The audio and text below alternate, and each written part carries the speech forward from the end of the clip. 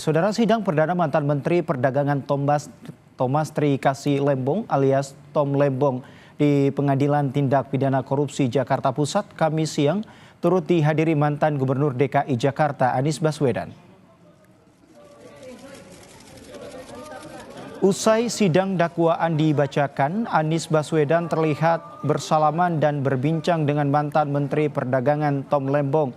Anies mengatakan saudara dirinya hadir untuk mendukung sahabatnya yang saat ini menjadi terdakwa kasus impor gula. Setelah berjabat tangan erat dengan Anies, Tom Lembong memeluk istrinya yang juga hadir saat sidang.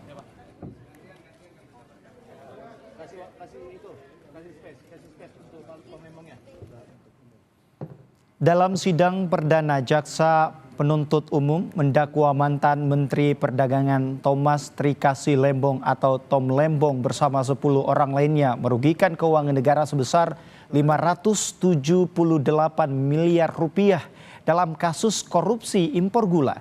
Jaksa mendakwa Tom Lembong memperkaya diri dan orang lain dalam kasus dugaan korupsi impor gula pada 2015 hingga 2016.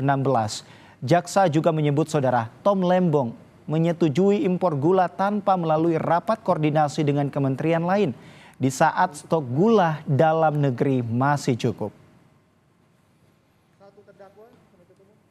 Perbuatan terdakwa Thomas Trikasih Lembong bersama-sama dengan Charles Sitorus, Tony Wijaya NG, Den Suryanto Eka Prastia, Hansen Setiawan, Indra Suraningrat, Eka Sapanca, Wisnu Hendraningrat, Hendro Giarto Atiwo, Hans Farita Hutama, Ali Sanjaja Budidarmo, sebagaimana diuraikan tersebut di atas telah mengakibatkan merugikan keuangan negara sebesar 558.740.970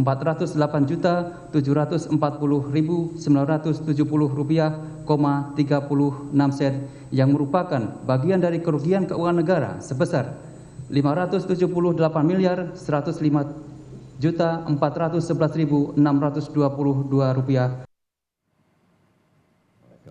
Menanggapi dakwaan jaksa, saudara mantan Menteri Perdagangan Tom Lembong mengajukan nota keberatan atau eksepsi dalam sidang kasus dugaan korupsi impor gula. Melalui kuasa hukumnya, Tom Lembong menyebut dakwaan jaksa tidak tepat dan tak jelas.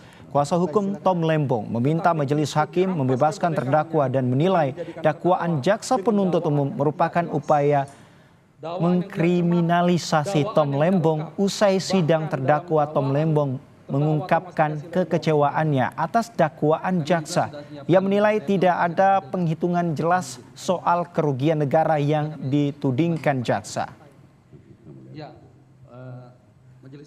Di mana soal kerugian negara dalam perkara saya semakin tidak jelas, ya, tidak ada lampiran audit BPKP yang menguraikan dasar perhitungan kerugian negara tersebut.